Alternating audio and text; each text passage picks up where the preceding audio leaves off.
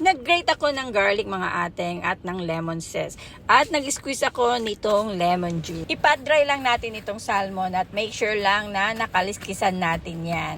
At binudburan ko lang yan ng paminta at asin. Then, i-fry na natin yan. So, gumamit ako dito ng olive oil. 5 to 6 minutes lang yan kabaylaan kasi medyo makapal itong ating salmon. Make sure lang na luto yan. At sa pinagprituan natin ng salmon, ayan, naglagay ako dyan ng butter. Then, inilagay ko na nga rin yung ating grated garlic, chopped garlic, at konting lemon zest.